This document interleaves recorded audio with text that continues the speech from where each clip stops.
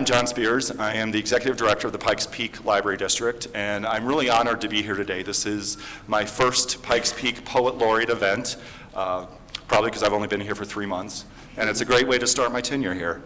There's a lot of people that have made this project, this event, and this entire series of events possible, and so I want to thank a couple groups of people. First, I want to thank all of the past Poet Laureates of the Pikes Peak region, Aaron Onstedt, Jim Ciletti, Price Strobridge, and Janice Gould. Thank you all very much.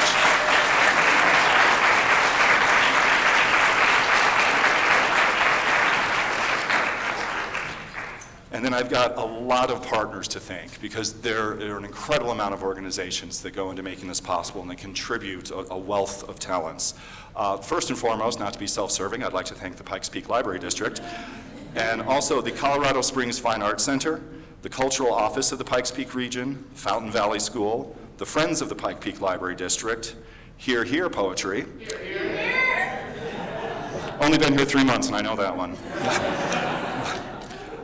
Pikes Peak Arts Council, Pikes Peak Community College, Pikes Peak Hospice and Palliative Care, Poetry West, and radio station KCME. Thank you to all of the partners that make this possible.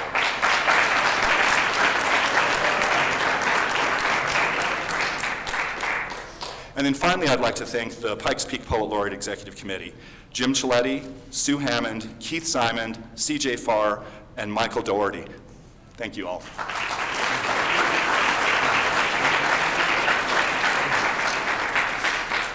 And now for a minute, I'm going to go off script. Like I said, I've only been here for 3 months, and as the Executive Director of the Pikes Peak Library District, my job is made immeasurably easier by my administrative assistant, Sue Hammond.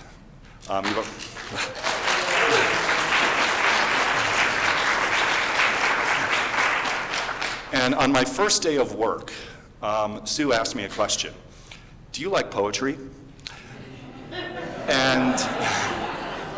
And by the way she asked it, I realized that there was truly only one correct answer to that question. And I said yes, but you know, over the intervening 3 months, I've actually thought about what the role of poetry has been in my life. And when I was in high school, one of my worst experiences was being forced to do a Shakespeare sonnet in front of a class. Yeah, thank you for the sympathy. It was awful, and that scared me, and poetry scared me then for quite a while. But I was a music major at the University of Illinois, and music and poetry are so intertwined. I mean, they're art forms that basically use sounds in ways that people have never understood them to be used before. And I got a love of poetry back, until I had to take a literature class and do a report on The Bridge by Hart Crane. If anyone has ever read America's One True Epic Poem, oof, yeah. So then a little backsliding. And then later on in life, I became a coach for a forensics team of North Central College in Naperville, Illinois. And I wound up coaching poetry. And once again, I'm like, this is one of the most incredible art forms, because the meanings exist on so many levels. And that was where I also finally moved beyond poetry as something that is read to something that is spoken, to something that someone brings forth from themselves and as a gift to the people who hear it. That was brought home to me very recently when I went to an event for Hear Hear. And that was where I met Susan for the first time. And what I saw in Susan Peiffer was a woman who, in her words, gives voice to people who need it, gives students an opportunity to tell their story in a way that is unreal, in a way that when I heard those stories, I heard myself. I heard high schoolers talking in a way that I could relate to them, that everything they said, whether I had experienced or not, touched me, and I could relate. That is what poetry is people telling their story, people having a voice, whether they've ever had a voice before or not. And I cannot be more proud that today Susan Peiffer is becoming the Pikes Peak Poet Laureate. Because if she can give, oh, sorry. Yeah.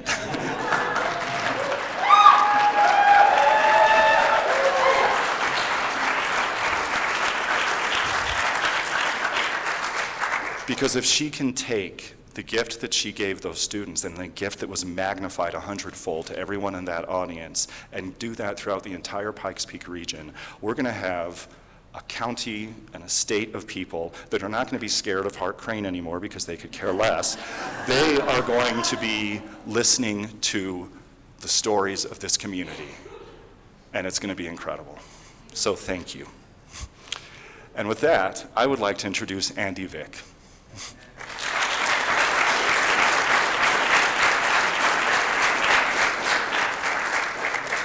Thank you, John, and good afternoon, everyone. My name is Andy VICK.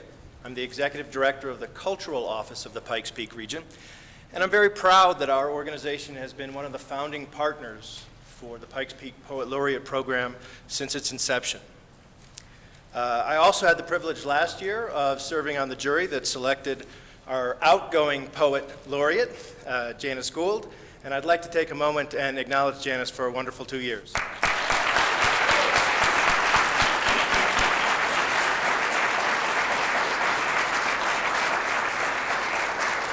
As John alluded to, none of this would be possible without the generous support of the Pikes Peak Library District and the Library Foundation. They are the repository that holds this organization. And over the last year, we have been encouraged by our fiscal agent to clean up our house a bit, get everything tightened up, make sure that this program, this Pikes Peak Poet Laureate program, has good grounding so that it can continue to grow and flourish over the years. And so over the last couple months, the steering committee and the partners in this organization, led by our current temporary president, Mr. Jim Ciletti, and I'd like to give Jim a round of applause. And Mary, thank you for letting us crash at your home on many evenings to work this all out. But we've been getting our bylaws together. We've been getting our guidelines, we've been figuring out who's going to be the officers, how long will they serve. We've been getting that all figured out so that this organization is fiscally and administratively sound and can continue to grow. One of the things that we've done during this process is to sort of change how people can engage the Poet Laureate project. And we've come up with a concept called community partners. And if you look at the back of your program, and if you recall the names that John read off, these are the organizations in the community that have joined with the Pikes Peak Poet Laureate project to make it stronger, to make it grow, to make it vibrant. And my invite to all of you out there is, if you're not already one of these organizations, I encourage you to reach out at the end of this event to Jim, to myself, to Sue, to any of the folks here and say, you know, my organization would like to be a part of this. Or individually, I would like to be a part of this organization, because the more people that engage, the stronger Pikes Peak Poet Laureate program will be. So you have an open invitation on behalf of myself and all of us who are already community partners. Lastly, I also had the pleasure of serving on this year's jury to select our new laureate. And I want to echo John's words. I too was at that event at Ivy Wild a couple weeks back, and you cannot help but see the power of poetry when it is applied with the right skill, the right ability to our community. And if we allow it to enter us and be a part of us and to be a part of it, poetry can have a continued and growing impact in this region. And I think no one is better positioned right now to lead that charge than our new incoming laureate, Susan Peiffer.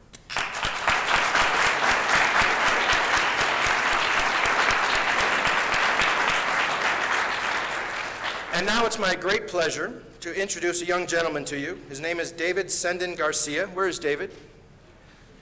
David is the 2016 Poetry Out Loud finalist from the state of Colorado And in a couple weeks, he's going to be competing, representing our community, our state, at the national level in Washington, D.C. Let's give David a round of applause.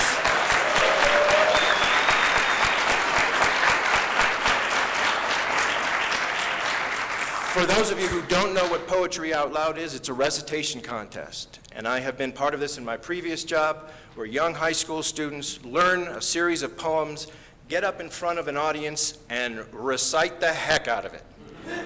They memorize it, they know it, they feel it, and they share it with the audience. David was actually born in Madrid, Spain, but he also calls Bozeman, Montana, and Los Angeles, California home. He's a senior at the Fountain Valley School of Colorado, where he has lived for the past 4 years. And besides his passion for reciting poetry, David enjoys writing screenplays and acting in school performances. Please join me in giving a warm welcome to David "CENDON" GARCIA.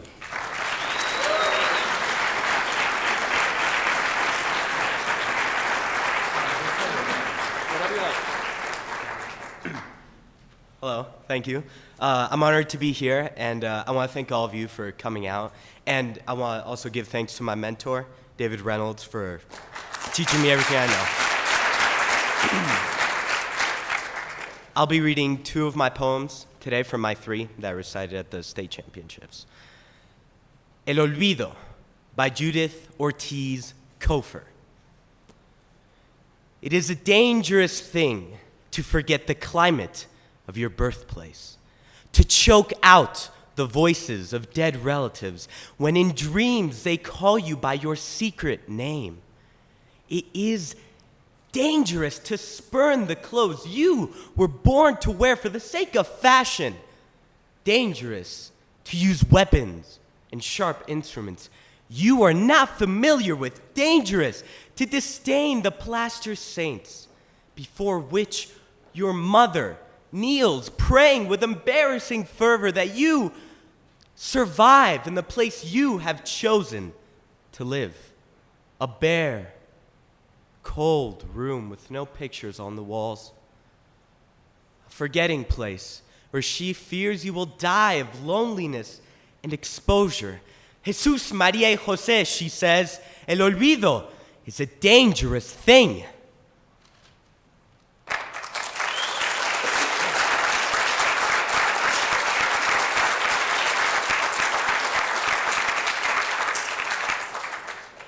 Thank you.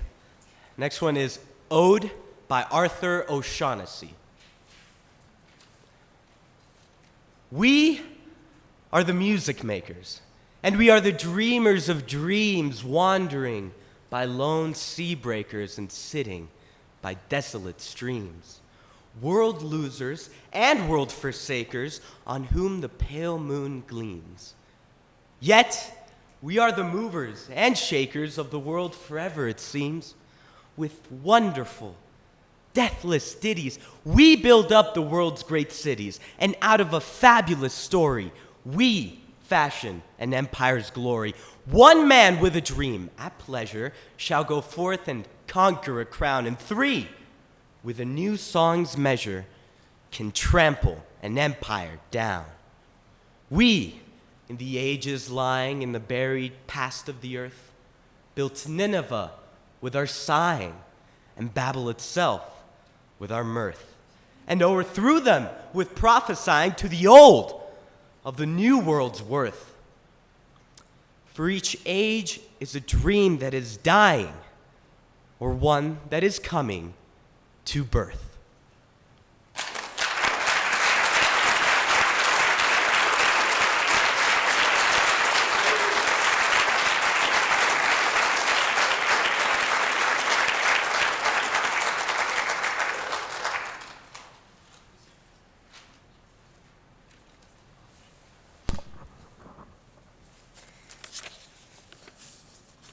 That was lovely. Thank you very much. So I'm Janice Gould. I'm the outgoing Pikes Peak Poet Laureate. I want to thank the Pikes Peak Poet Laureate Committee for selecting me 2 years ago to be the Regional Poet Laureate. Though I wish I'd accomplished more in my short tenure, I'm happy to have brought poetry in the form of workshops and readings to various communities in the Front Range and beyond. I'm proud of the project I did through the Pikes Peak Library District, and I hope to continue my work as an ambassador for poetry.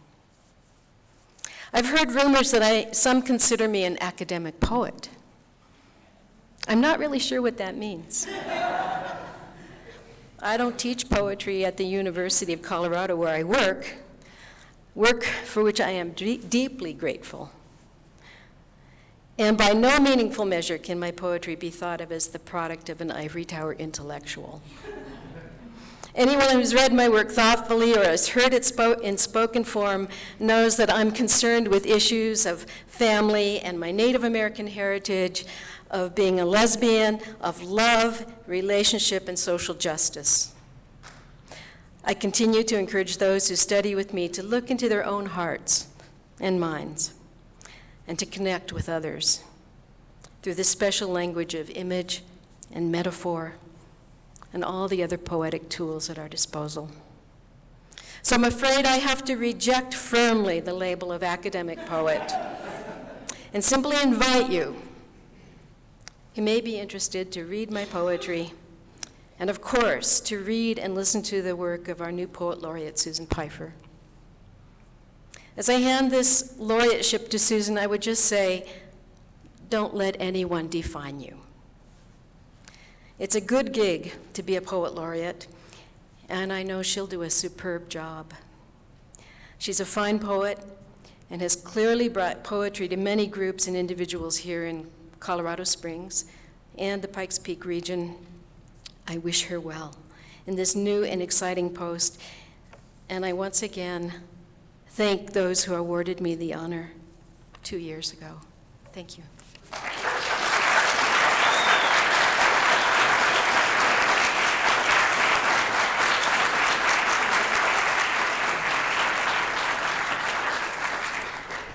Thank you again, Janice. Personally, I will say Janice helped me in her capacity and role as Poet Laureate on numerous occasions where I had opportunities to present and speak to various groups, whether it was Leadership Pikes Peak or to other community organizations. Janice was always there, always willing to help out, and just knocked it out of the park and made me look good. So thank you, Janice. I appreciate it. So we have a very special treat for you. Emily Strange is a singer, songwriter, and poet living in Monument with her husband and 2 children. She currently performs with the local hip-hop group Company 8 and just released a solo EP entitled The Evolution. Please put your hands together for Emily Strange.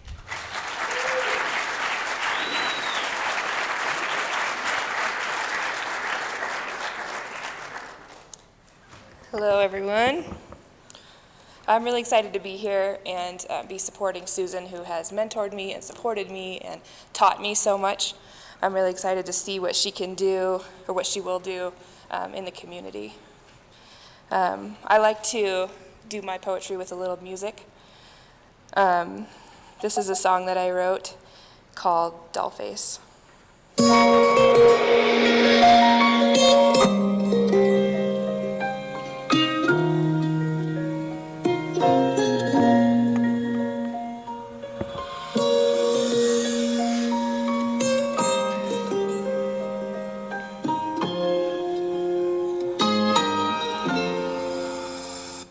They say she hook, line, and sinker fell, and if her heart were to swell, it would burst through the very seams of that glass rib cage. See, her body was a trap, but the stage was church, and her skin turned cold, but she was close to God, so it didn't hurt right. You put your hands in and you twist them. You like your women shaken, so you shake them. She used to be flesh, and now she's porcelain. She used to be real when they called her Dollface. She was no match for his charm, the false security of his arm, or my Tiziahu's poetry. See, when life is ripping in holes and ceilings. We lose control of our being. At least that's what he let her think. You put your hands in and you twist them. You like your women shaken, so you shake them. And she used to be flesh, but now she's porcelain. She used to be real, and they called her doll face. I sit back, sipping my black drink, watching her face as she floats across the room and she takes the stage, she takes the mic. She starts to sing like, they call me doll face. Her eyes deep sleep blue entrance them. With melancholy movements, they're dancing and nobody notices that she never blinks. And I'm starting to think that her smile is painted.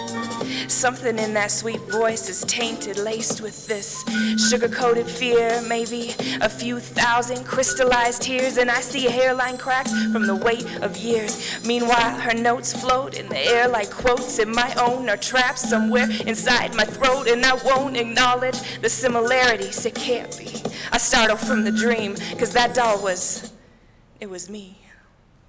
Thank you.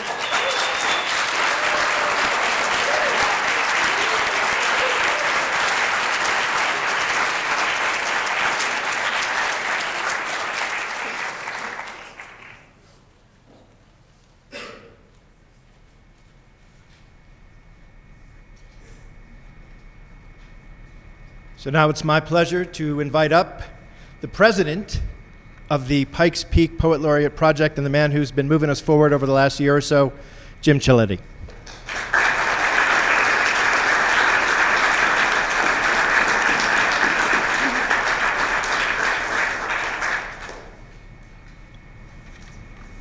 Good afternoon.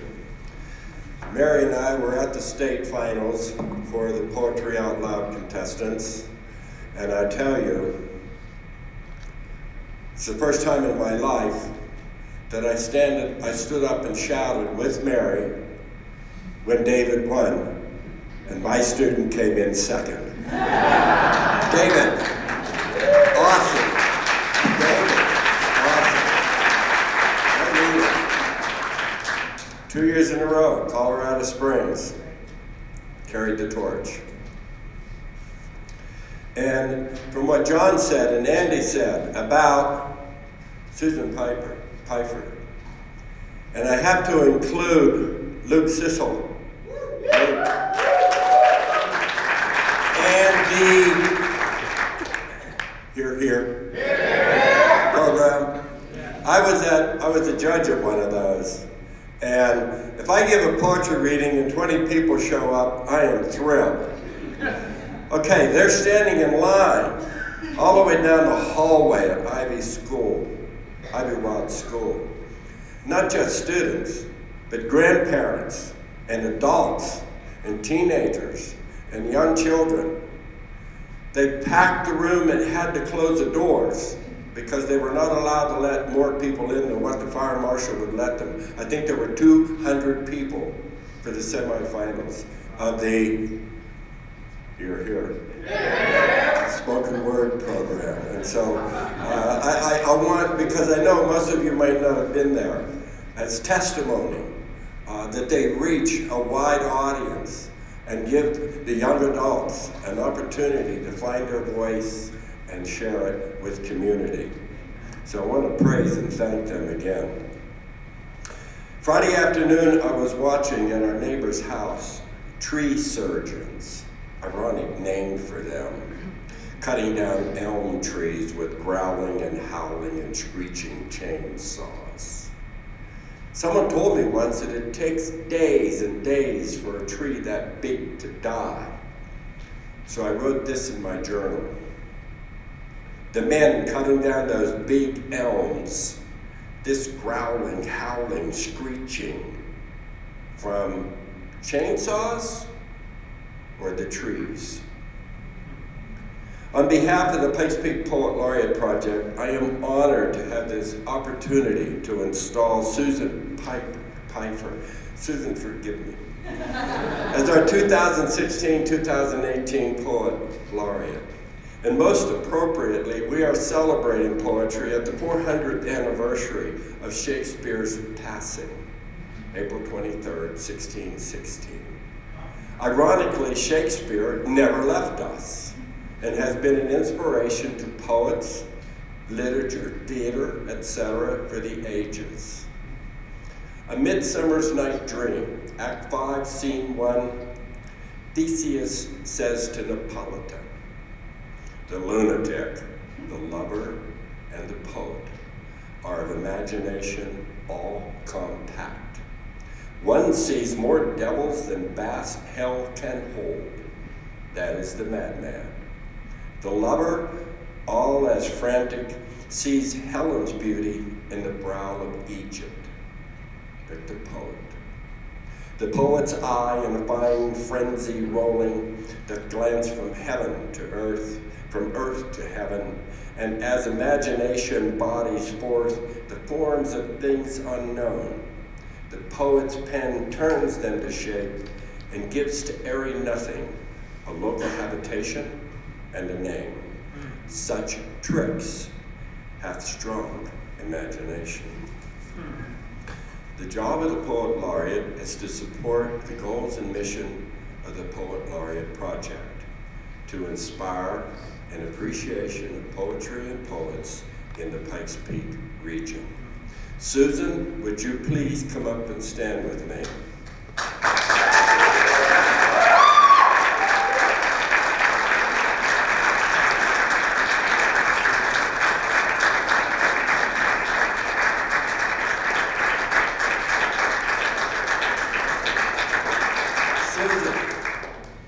Because you have through the spoken word programs, your teaching of children, young adults, and adults, your writing, and especially the beauty and inspiration of your spoken word poetry. You have proven your ability to be an outstanding Poet Laureate of the Pikes Peak region. With pride, we selected you for this responsibility, privilege, and honor. For the installation, I need everybody in the room who can to stand up.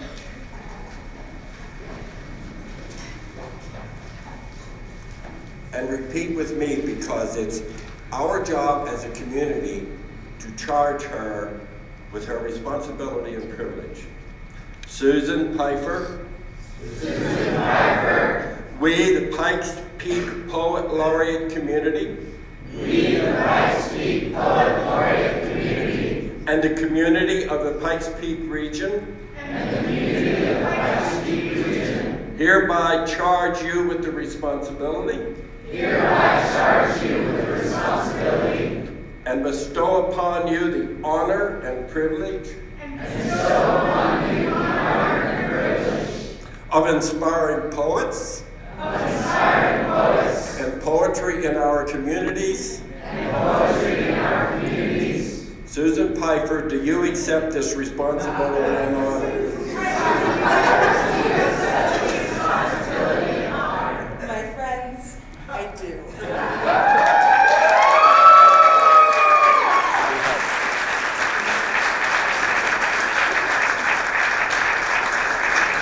We will get the certificate framed, but it reads, the Pikes Peak Poet Laureate Project hereby proclaims Susan Peiffer, 2016-2018 Poet Laureate of the Pikes Peak region. We congratulate you.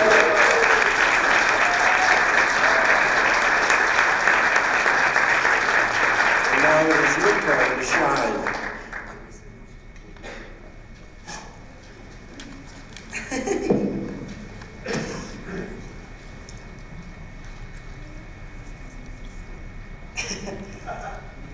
Sometimes I think the hardest part of being creative is getting used to it.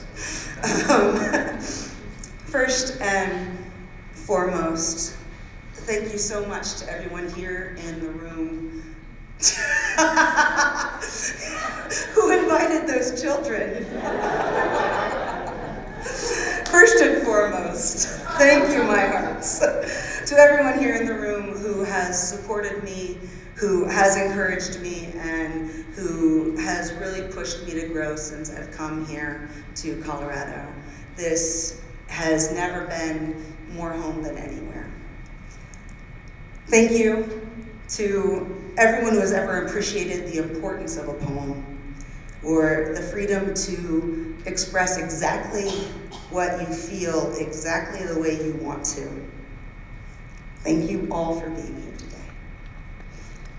I am so grateful for the opportunity in front of me to work with such a varied group of people in connecting poetry and bringing more presence to poetry in our region. The potential that we each have as poetry lovers to impact poetry in this region. Each one of us is so important. Thank you to the Poet Laureate Project and all of its interesting and invested partners. Thank you, Sue Hammond, Jim Ciletti, and the rest of the Poets Laureate. Thank you. To Luke Sissel and all the participants of the Hear Hear community and its partners, to the young people and poets that I've had the privilege of working with. And I would be remiss if I failed to mention the unconditional champion of my partner Ian and his family. Thank you very much.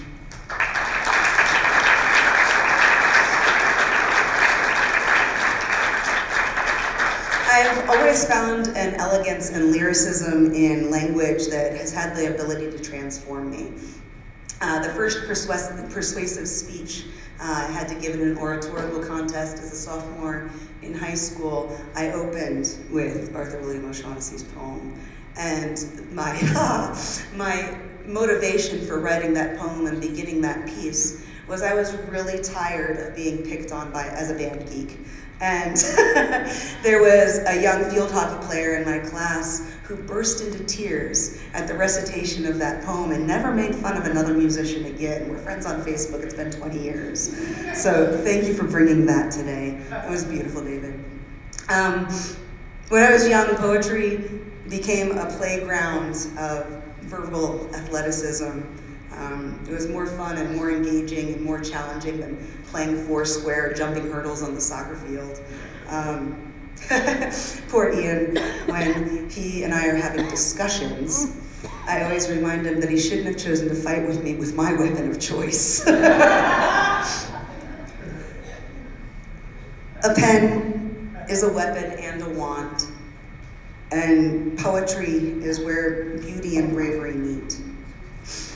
Despite my blatant aversion to rules, there is a rarely changing list that I keep writing for myself at the front of every one of my journals. It's a practice I've had for about 10 years.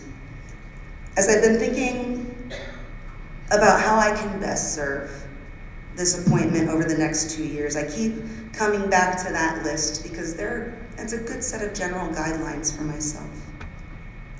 Rule 1, write.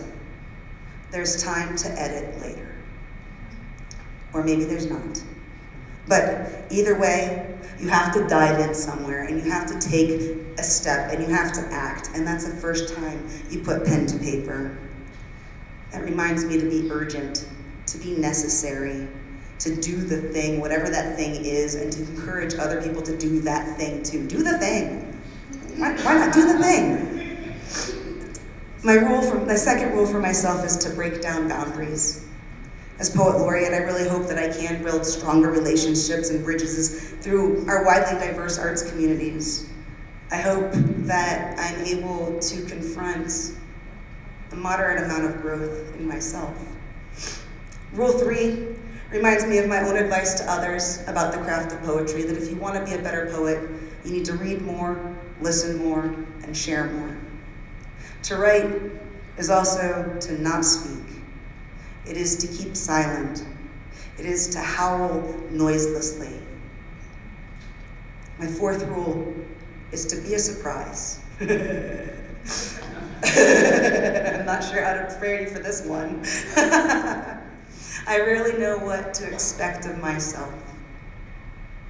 My fifth rule My last rule is to dig, to be vulnerable, to provide a safe space for other people to be vulnerable and unearth their own archaeology, to dig into myself, confronting the hardest things through writing and writing through them, to dig into this community, nurturing strong roots that already exist, and planting new seeds to cultivate and enjoying this hubris which we share.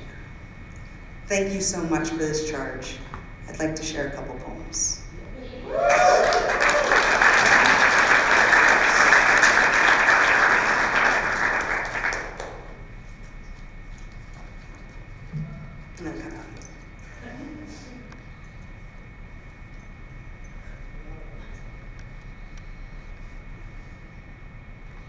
Many poets are beautiful cynics, wearing the jaded robes of their teen angst with all the purple grandeur that velvet, ermine, crowns, and royal egos used to muster. Most poets I've met are prepared to present a poem of personal perfection, pieces persistently prone to provide a positive reception. But the preening self-prestige and the teeming self-perception turns too many poets into prom kings. It is ironic, Ms. Morissette, to pilgrim the change from poetry's peasant to the opposite range where poetry's princes are begging to be my liege. I challenge them. Ask me a question, tell me a story, or give me a kiss. If you ask for my performance, I will cringe. All the same, most poets are players in this wordsmithing game, so I wrote it in 4th grade with sugared rim lips and stars in my eyes, 26 letters to garnish the skies. A beautiful comet dances elegantly, falls gracefully. Heaven-sent iridescent juggernaut, kaleidoscope of lunar magnificence. Nighttime's opulent paradise quietly rockets through the stars tonight. Unearthly variegations whirl into the xanthous yellows of morning. Zoom. Or tell me a story. Tell me a story like novels are written on caskets just after twilight's past, midnight's dance to the dawn. My memory longs for immortal gestures like bright wilting flowers in front corner pockets, and instead we recall each other in broken breast lockets, but the bones of our poems could hatch passion birds, launch phoenix words, and write Icarus back to the sun. Give me a kiss. Let truth blister your tongue. Those who request the sanctity of lips are rarely those ready to worship. But the poet who mattered wrote stories off stage, left questions unanswered until the last page said, when I breathe into your neck, I feel a bit of Israel.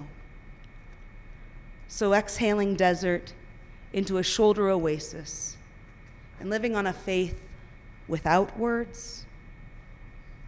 Many poets are beautiful cynics, but they have a tenderness I believe in.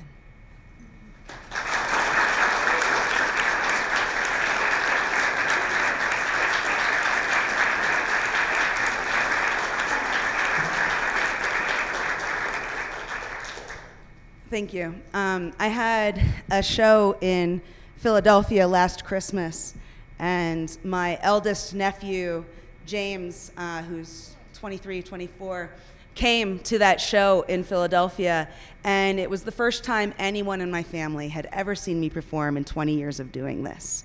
I think he must have gone home and chided his parents because this year at a show in Philadelphia, they came.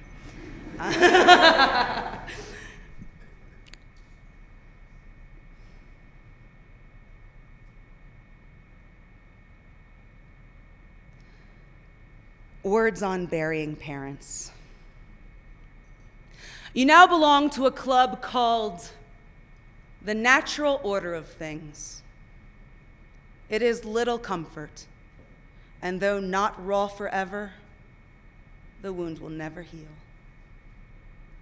Do not run from your grief. Do not try to put your grieving behind you. Grief is a lasting testimony to worth.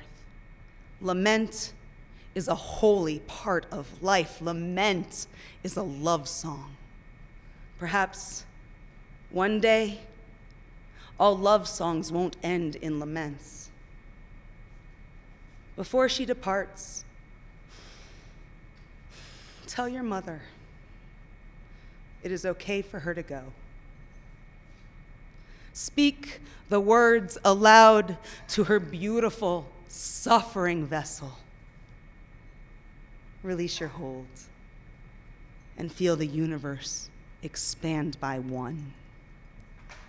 At the funeral, when your father's wavering grip surprises you, accept and cling to his unfamiliar hand. This is the lesson in vulnerability that you have never learned. Know that when it comes time, you will be ready to let him go. When it comes time, you are not ready to let him go. So you cry. You cry until you can't inhale. You cry until you choke on desperation. You cry until you clutch for the silence left behind you on the cliff from which you cannot stop falling. See now, a world hidden to dry eyes. You confront a neverness that is so absolute, it consumes your every instance, rendering even your most unblemished memories soggy. Never again to be here with us, never again to embrace, never to share a meal with us. Questions you have will never be answered. Never again will she apprehend the world quietly. Never again will his fingers nurse geraniums from the earth. No, you will bury yourself on that day. You will be lowered by gardeners on squeaking straps into that ominous dry hole, curious neighbors looking on, everything stilled, only wind rustling oaks. It will be you over whom they slide that great slab with a heaviness ready to combust. It will be you unto whom they shovel dirt. It will be you who is left behind after wiping eyes and reading psalms. You now have one more thing in common with your siblings. The biggest thing you had in common with your siblings is now gone. So you visit the grave, because pinks will ripen into purples and yellows will rot to brown. Orange will sing hallelujah. Fruit brews blue on the ground. You will recognize all the things you knew before and remember delighting in them. Mown lawns will always remind you of Father, and Mother's Day will always hurt. You will delight in the things you knew before, but without a certain zest. Passion will be ever sobered by the somber everness of loss. The wind in the oaks abides. Always bring flowers.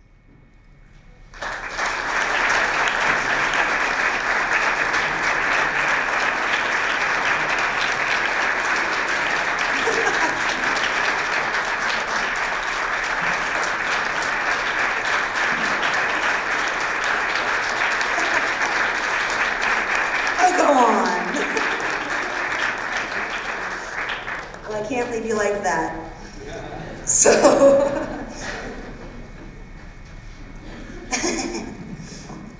God is the biggest word I know.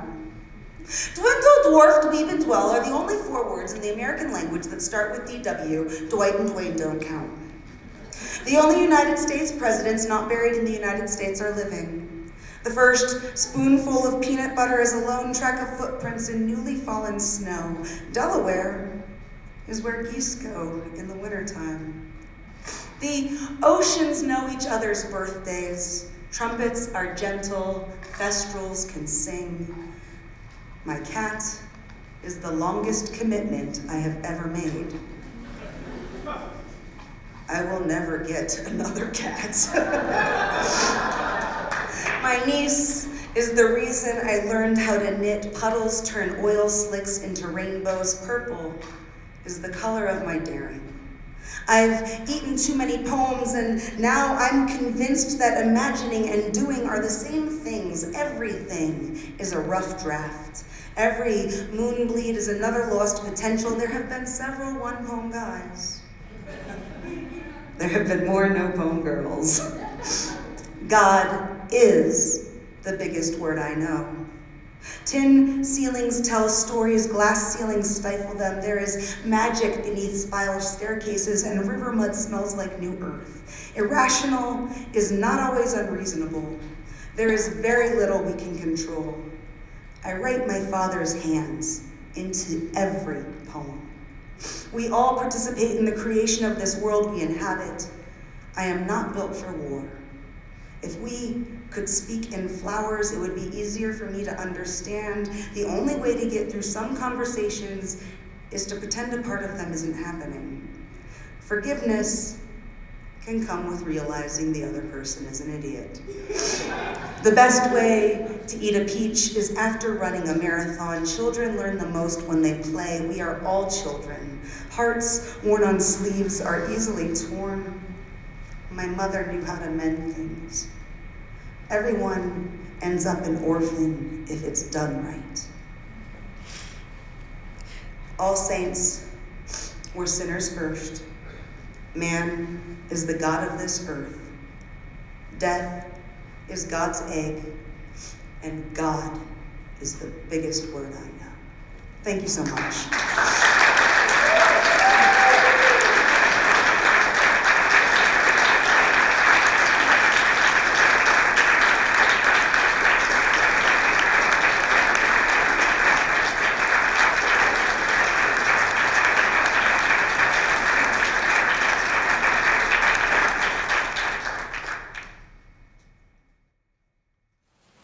Thank you, Susan. My name is Amy Sharp from Pikes Peak Community College, and I'm very excited to talk to you about the 2016 release of Poetry While You Wait. Show of hands, how many of you have work appearing in Poetry While You Wait this year? Wonderful.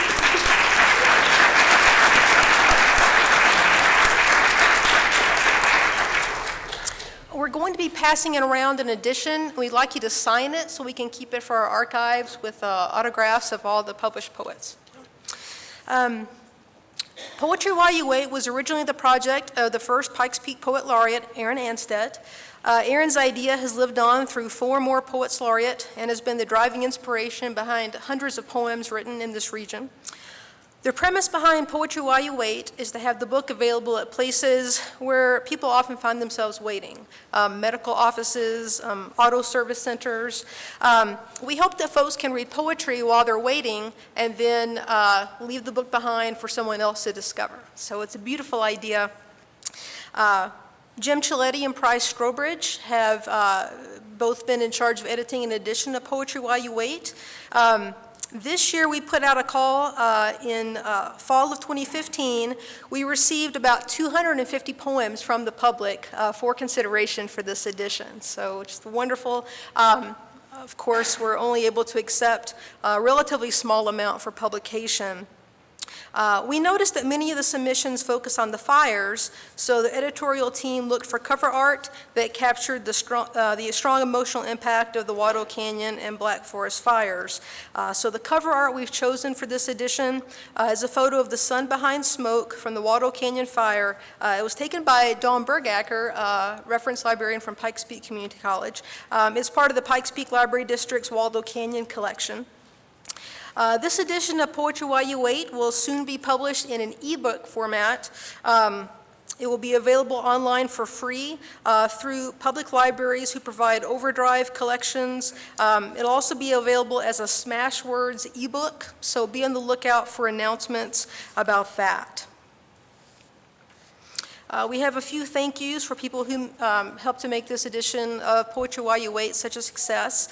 Jim Ciletti, Sue Hammond, Price Strobridge, Tim Blevins, the Pikes Peak Library District, and Rico Printing, Liz Litzelman, all the poets who were selected, and all the poets who sent in their poetry for consideration. So thank you to all of them.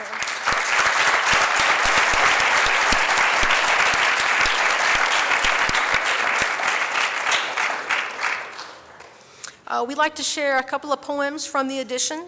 First, we're going to hear from TEEVER HANDAL. TEEVER HANDAL has lived in the Pikes Peak region for 31 years. TEEVER wanted to write ever since he was in high school, and he finally got started 4 years ago, finding that poems seemed to be what wanted to come out whenever he sat down to write. TEEVER says he could not be more excited about having his poem, Waldo Redux, published in Poetry While You Wait. It is the first time he has been published, and TEEVER is especially happy that this has happened in the place that he calls home, Colorado Springs. Please welcome TEEVER HANDAL.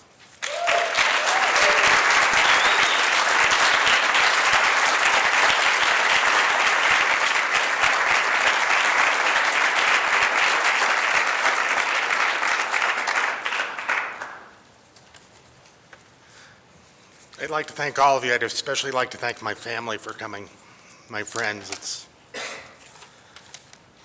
It's an interesting road when you have writing wanting to talk to you, this voice in your head telling you to do something and living with fear for 50 years and not doing it, and finally taking up the torch.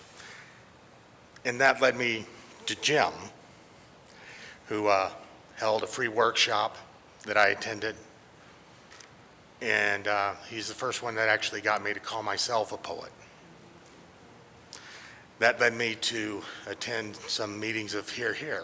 Hear, Hear. And you don't understand what kind of work they do. You don't understand what bravery is until you attend something that they do. I was speechless. I will go back to their events. I will remain speechless. It is just incredible, and I don't know what this community would do without them. While sitting back there, and I know it's not time for me just to talk, but I'm touched by how poetry touches everyone in unexpected ways. You did your recitations today, and it was just incredible and beautiful, and you sit there and you go, I want to have that feeling. And one of the poems ended up being something that Susan first recited. And then Susan gets up here and chooses some poems, and I felt as if she was talking to me. I lost my mom in January, and she put my words of grief into her poem, and thank you. I won't bore you any further. This is my poem, Waldo Redux. Haze, smoke from 1,000 miles away, covering our foothills and mountains, still populated by charred skeletal trees, shrubs and grasses only just returning, fires in Washington, Oregon, California, their ghosts long preceding their deaths. Stirring memories from 2012 not yet resting, eyes turning to scarred mountain landscapes, hearts turning to scarred inner landscapes. Fire, fear, friends put out and fleeing. Dark days of raining ash in the fire's rain. The sky a black roof of smoke. The sun a swollen red eye at its heart. The nights glowing unnaturally to the west, as if dragons slept their breathing flame, ready to rage and burn and feast. Dry, acrid air stinging eyes and throat, making lungs rasp and cough. Windows and doors shut tightly to fear, as if denial would win the moment, and in its smoldering wake, nature reminds us of flames with water, flash floods off naked hills. A crying land, a damaged people, improvement slow but coming, and now haze and smoke from 1,000 miles away.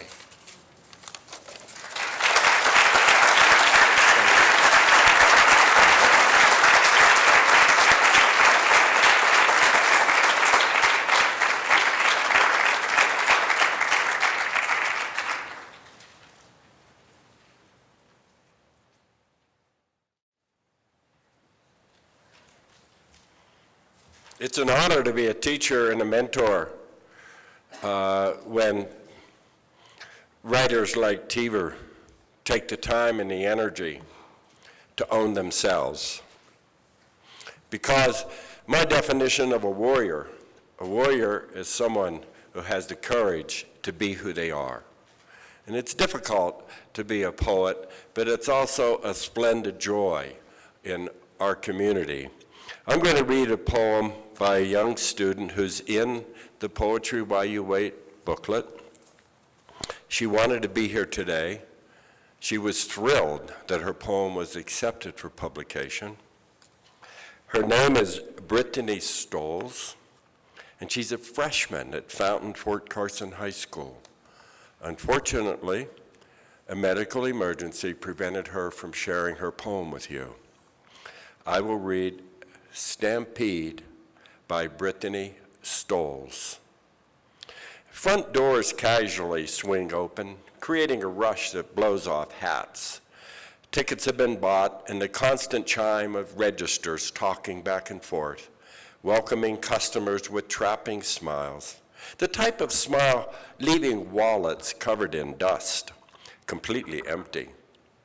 Regardless, an exception is made for family fun, for date night. 1 hour and 30 minutes remain until the big premiere. People pace back and forth, gnawing on a pit of kernels left over inside buckets, just chanting, refill, refill, over and over again. Nothing but agony. No worry, the projector thinks, I'll just put on commercials. 10 measly minutes tick down as if time itself were a separate dimension that was distorted so badly. A hole has been ripped in the space-time continuum and takes everything on the ride. Midnight black engulfs the interior. Be quiet. The movie is starting. A freshman.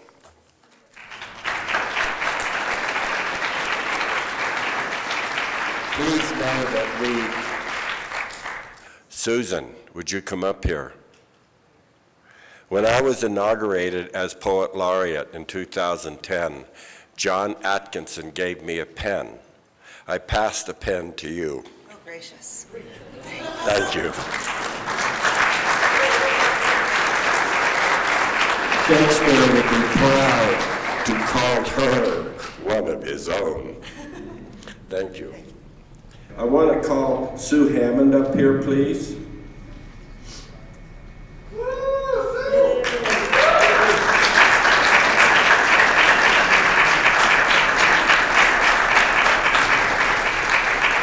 And where is my better half? There she is. You stay here with Sue, please. Sue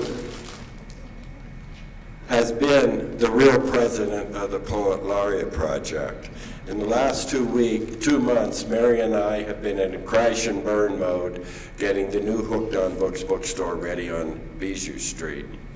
Sue made sure the Poetry While You Wait was edited and printed. She carried it all the way through production. Sue is the one who is getting the electronic version of Poetry While You Wait completed. Sue is the one who did all the setup for today. Sue is the one who contacted all the community partners and got their logos on it, et cetera, et cetera. I want you to know, we love you, we thank you, and this happens because of you, because she is an agitator, activator, motivator, producer. Sue Hammond.